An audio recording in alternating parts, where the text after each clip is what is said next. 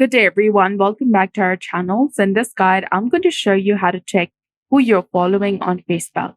It's interesting to see who you've followed over time, and here are a couple of ways to do this. So, first of all, you need to go ahead and go to facebook.com, or you can also launch your Facebook application on your device.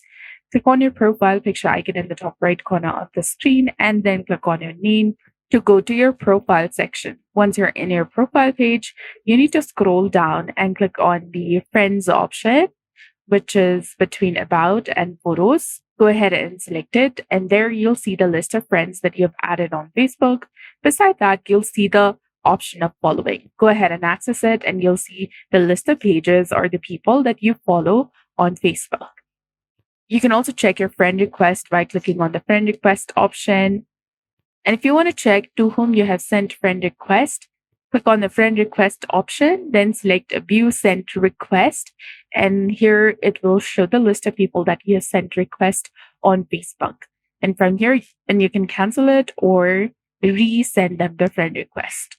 So that's it. I hope you found this video helpful. If you did, please like, share, and subscribe. Thanks for watching. We'll see you again in the next one.